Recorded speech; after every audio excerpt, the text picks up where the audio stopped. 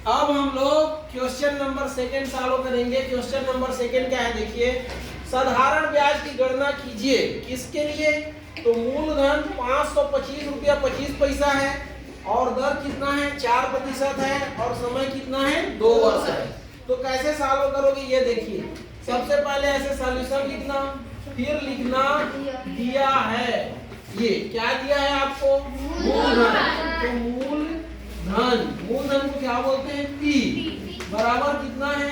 तो 525 रुपया 25 पैसा, यही है कि नहीं है? यहाँ दशमलव को विशेष ध्यान देना है। इसके बाद देखिए दर को क्या बोलते हैं? आर। कितना दिया है? 4%। फिर समय दिया है, समय मतलब टी, ये कितना है? 2। ये और आपको क्या याद करना है? साधारण ब्याज। तो साधारण ब्याज को क्या बोलते हैं? SI, simple interest. ये आपको याद करना है। अब आप क्या करेंगे? सूत्र से लिखेंगे। क्या लिखेंगे? तो सूत्र से क्या होता है? साधारण ब्याज ये बराबर होता है मूलधन ये, और गुणा क्या होता है? दर गुणा समय। ये गुणा क्या बोलते हैं? पूरे का बटे 100। अब मान को रख दीजिए। मूलधन का मान कितना है? 525 रुपया 25 पैसा, ऐसा है कि नहीं है? गुणा दर का मान कितना है? 4 और समय का मान कितना है? 2 है ना? अब पूरे का बटे क्या हो जाएगा? ये ऐसी होगा कि नहीं होगा? अब इसको क्या करना है? आपको हल करना है। तो कैसे हल करेंगे आप देख लीजिए।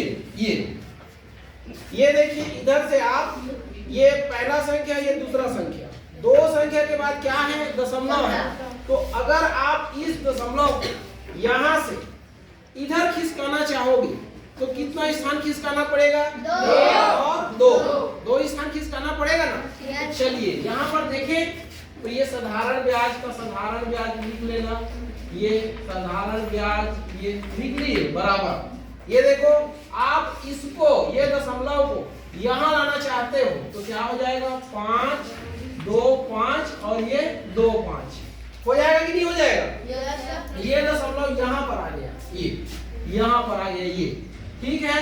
और फिर क्या है देखिए, गुणा 4 है, ये गुणा 4 है और गुणा क्या है? 2 बटे ये 100 है ये।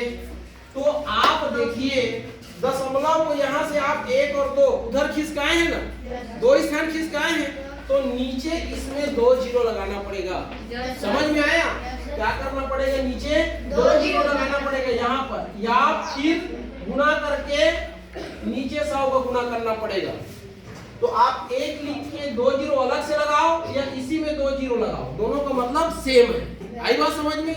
अब इसको हल करो आप। तो अब यहाँ पर दशमलव आ गया, इसका कोई औचित्य नहीं है, उसको लिखने की जरूरत नहीं है। जब दशमलव लास्ट में रहता है तो उसको लिखने की जरूरत नहीं है। और 2 स्थान खिसकाए हो इसीलिए नीचे 100 का गुणा किया हो ना। ऊपर खिसकाते हैं तो नीचे जितना स्थान खिसकाते हैं उतना जीरो लगा के 1 में गुणा करते हैं। समझ में आया? और कहीं नीचे खिसकाते तो ऊपर गुणा करते हैं। समझ में आया?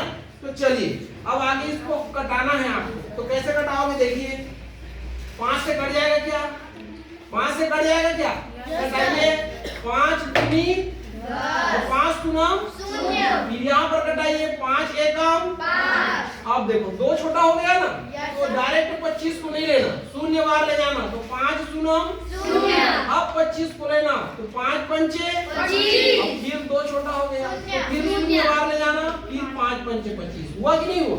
अब फिर कटाइए, 5 से कट जाएगा ना, 5 चौं 20। फिर कटाइए, 5 दूनी 10, 5 एकम 5 दूनम 0, 5 एकम 5। अब देखिए ये 4 एकम और 4 एकम कट गया, तो बराबर कितना आया? 2 1 0 1 आया कि नहीं आया?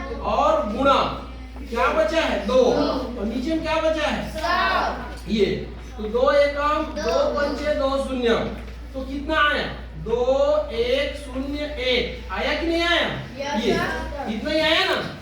2101 बटे कितना है? 50। अब इसको आप दो तरीके से कटा सकते हो। कैसे दो तरीके से कटा सकते हो? तो या तो आप इतने को इतने से भाग दे दो, या ऐसा ही कटा लो आप, जो आपको अच्छा लगे। तो अगर भाग वाले तरीके से कटाओगे तो 2 1 0 1 जो ऊपर रहता है अंश में वो अंदर आता है ना, और जो नीचे में रहता है वो बाहर। ये अब देखिए, एक संख्या को लोगे तो इससे छोटा है, दो संख्या को लोगे पर भी से छोटा है, तो कितने संख्या को लेना पड़ेगा? 3। तो 50 चौक कितना होगा? 200 होगा। अब घटा दो तो कितना आएगा? ये आएगा कि नहीं आएगा? अब किसको उतारोगे? ये बचा है ना, इसको उतारोगे तो 50 दूनी कितना हो जाएगा? 100। अब घटाओ, ये देखो आया कि नहीं आया? अब क्या करेंगे? यहाँ दशमलव लगाओगे बेटा, तो यहाँ क्या करना पड़ेगा? शून्य बनाना पड़ेगा। अब देखिए, इससे इसको भाग दोगे अभी भी छोटा है, इसलिए 50 शून्य बार ले जाना पड़ेगा ना। तो कितना आएगा? 10 ही। अब फिर एक जीरो बढ़ाओगे ये, तो क्या हो जाएगा? 50 दूनी 100। ये देखिए, ये आया। तो कुल मिलाकर के आपका साधारण ब्याज कितना आ गया? 42.02 आया कि नहीं आया? तो आपसे क्या पूछा था? साधारण ब्याज की गणना कीजिए। यहाँ लिखोगे अतः ये साधारण ये ब्याज कितना है? ये 42.02 रुपए है। ये ऐसे आपको बनाना है बेटा। आ गया समझ में?